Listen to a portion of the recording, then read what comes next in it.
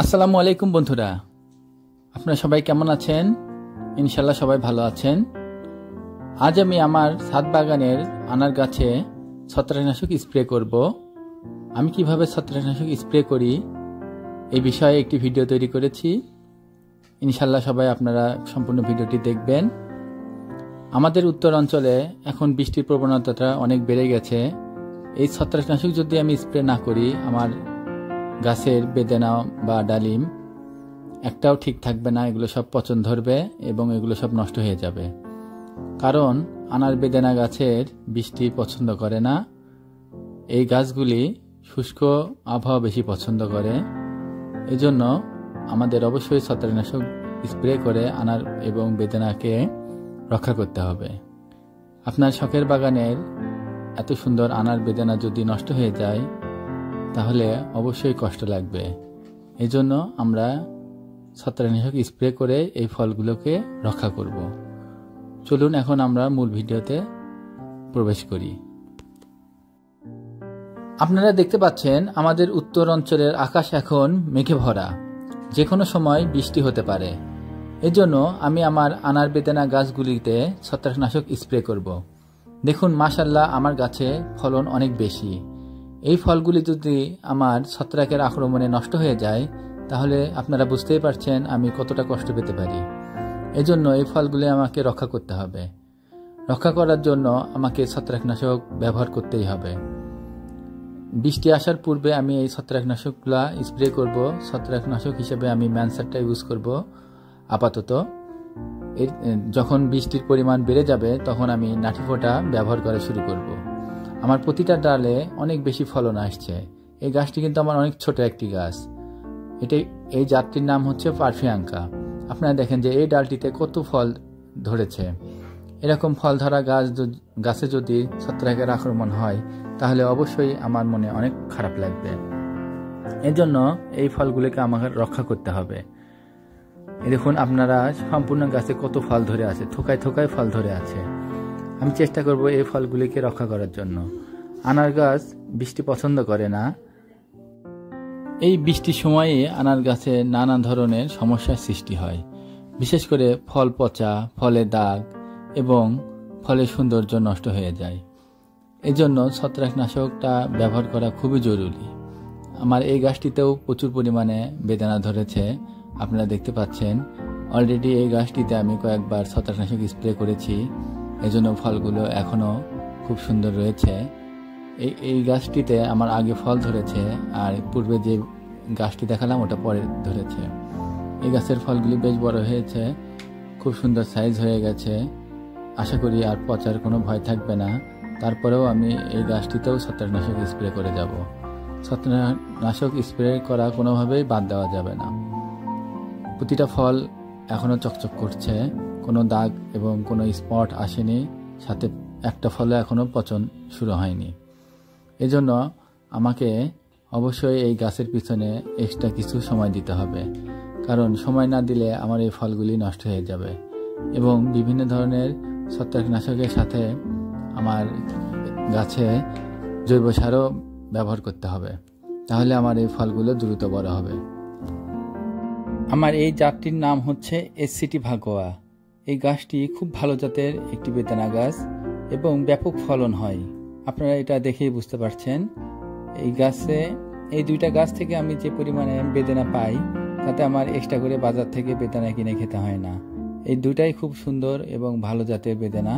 এটি হচ্ছে পারফিয়াঙ্কা, আর যেই গাছটি বড় ওইটা হচ্ছে এসসিটি ভাগোয়া। দুটাই ভালো জাতের বেদানা গাছ। চলুন আজ আমরা যে ছত্রাকনাশকটি স্প্রে করব তার সঙ্গে পরিচয় করে দেই। এটি হচ্ছে ম্যানসার একটি ছত্রাকনাশক। এই ম্যানসার ছত্রাকনাশকটি আজ আমি আমার বেদানা গাছগুলোতে স্প্রে করে দেব। এতে আমার ফলগুলো রক্ষা হবে। 1 লিটার পানিতে 1 চা চামচ ম্যানসার নিয়ে আমি সুন্দরভাবে গুলিয়ে নিয়েছি। গুলানোর পরে খুব সুন্দর করে ঝেঁকে আমি আমার সম্পূর্ণ গাছগুলি ম্যানসার দিয়ে ভিজিয়ে দেব। ফল থেকে শুরু করে পাতা, গাছের গোড়ায় সম্পূর্ণ গাছগুলি খুব সুন্দরভাবে স্প্রে করব। আপনারা দেখুন যে আমি কিভাবে স্প্রে করি। এভাবে প্রতিটা পাতায়, ডালে এবং ফলে খুব সুন্দর করে স্প্রে করে দিতে হবে। এভাবে স্প্রে করলে ছত্রাকের আক্রমণ থেকে আপনার ফলগুলি রক্ষা পাবে। সম্পূর্ণ গাছটি এভাবে আনারের যে যখন থোকায় থোকায় আনার ধরবে, সেই থোকার মাঝখানে, আনারের ফুলে, আনারের মুখে, সব জায়গাতে আপনারা সুন্দর করে স্প্রে করে দেবেন। পাতাতে, ডালে, পর্যায়ক্রমে সম্পূর্ণ গাছটি যেন সম্পূর্ণ ছত্রাকনাশক দিয়ে ভিজিয়ে দিতে পারেন। এভাবে আপনারা স্প্রে করে যাবেন। একটি কথা মনে রাখবেন যে যদি বৃষ্টি কম হয় বা বৃষ্টি না হয় তাহলে সপ্তাহে একদিন করে স্প্রে করলেই হবে। কিন্তু বৃষ্টি যদি আপনার প্রতিদিনই হয় বা 1-2 দিন পর পর হয় তাহলে বৃষ্টির পরে অবশ্যই এই ম্যানসারটা স্প্রে করে দিতে হবে। এক্ষেত্রে কোনো ভুল করা যাবে না, কারণ ম্যানসারটা স্প্রে করে দিলে আপনার গাছে ছত্রাক ধরবে না। আমি যেভাবে স্প্রে করছি পর্যায়ক্রমে সম্পূর্ণ গাছটি একবারে এই পাশ ওই পাশ সব পাশে ঘুরিয়ে ঘুরিয়ে স্প্রে করছি, ফলে সব জায়গাতে স্প্রে করে দিচ্ছি। আপনারাও এভাবে স্প্রে করে দিবেন, কারণ এক পাশে যদি স্প্রে হয় এবং অন্য পাশে যদি স্প্রে না হয় তাহলে ওই পাশটায় আপনার ছত্রাকের আক্রমণ হতে পারে। আসলে আনার গাছের ছত্রাকটা এত বেশি লাগে যে এই বৃষ্টির সময়, এই জন্য আমাদের একটু কষ্ট করতেই হবে। বিশেষ করে ছাদ বাগানের গাছের জন্য তো এক্সট্রা পরিচর্যা করতেই হবে। এভাবে আপনারা সম্পূর্ণ গাছের যত ফল রয়েছে খুব সুন্দরভাবে স্প্রে করে ভিজিয়ে দিবেন। এভাবে ভিজিয়ে দিবেন যেন কোনো জায়গা শুকনা না থাকে, তাহলে আপনার গাছে ইনশাল্লাহ ছত্রাকের আক্রমণটা অনেকটাই কমে যাবে। আমি এই গাছটিতে কয়েকদিন আগে স্প্রে করেছি, প্রায় 6-7 দিন আগে। তারপরেও দেখা যাচ্ছে যে ছত্রাক বৃষ্টি হয়েছে, বৃষ্টি হওয়ার পরে কিছু ছত্রাকনাশক ধুয়ে গেছে। এজন্য আজ আমি আবার এটাতে স্প্রে করে দিচ্ছি যেন আমার এই গাছগুলি সুন্দর, এই গাছের ফলগুলি যেন সুন্দর থাকে। আর এই গাছের ফলগুলি তো বেশ বড় হয়ে গেছে, বড় ফলে অতটা ছত্রাকের আক্রমণ হয় না। তারপরেও আমি এই গাছের ফলগুলি রক্ষা করার জন্য, ছত্রাকের আক্রমণ থেকে রক্ষা করার জন্য আমি ছত্রাকনাশকটা স্প্রে করছি। প্রয়োজনে আমি যতবার বৃষ্টি হবে বৃষ্টির পরে পরে আমি আবার এটা স্প্রে করে দিব, কারণ কোনোভাবেই আমার এই গাছের ফলগুলি নষ্ট হতে দেওয়া যাবে না। এত সুন্দর গাছে যখন ফল ধরে সেই ফলগুলি কোনোভাবেই নষ্ট হতে না দেওয়া উচিত আমাদের। প্রয়োজনে ছত্রাকনাশক আপনার একটু খরচ হোক বা বেশি প্রয়োগ করা হোক তাতেও সমস্যা নেই, কিন্তু ফলগুলি অন্তত রক্ষা পাবে। এভাবে আমরা ছত্রাকনাশকগুলি দিয়ে সম্পূর্ণ ফল ভিজিয়ে দিব। আপনারা দেখুন আমি কিভাবে ছত্রাকনাশক স্প্রে করেছি, সম্পূর্ণ ফলগুলি সুন্দরভাবে ভিজে গেছে। ঠিক আপনারাও এভাবেই ছত্রাকনাশক স্প্রে করবেন। কোনোভাবেই ছত্রাকনাশক কম স্প্রে করা যাবে না, তবে মাত্রা অতিরিক্ত স্প্রে করবেন না। মানে আমি যেটা বলতে চাচ্ছি যে 1 লিটার পানিতে আপনারা 1 চা চামচই ব্যবহার করবেন, এর চেয়ে বেশি ব্যবহারটা না করাটাই ভালো। 1 লিটার পানিতে 1 চা চামচ ম্যানসার দিয়ে সেটা আপনি খুব সুন্দরভাবে সম্পূর্ণ গাছ স্প্রে করে দেন, তাতে কোনো সমস্যা নেই। আমার 2টি গাছই প্রায় স্প্রে করা শেষের দিকে। চলুন এখন আমরা চেক করব যে আসলে আমাদের স্প্রে করা হয়েছে কিনা এবং কেমন হয়েছে এগুলো দেখতে হবে। যেখানে যেখানে মিস হবে ওখানে ওখানে আবার স্প্রে করে দিতে হবে, কারণ কোথাও কোনোভাবে মিস করা যাবে না। এই যে আপনারা দেখতে পাচ্ছেন সম্পূর্ণ গাছটি আমি ছত্রাকনাশক দিয়ে ভিজিয়ে দিয়েছি।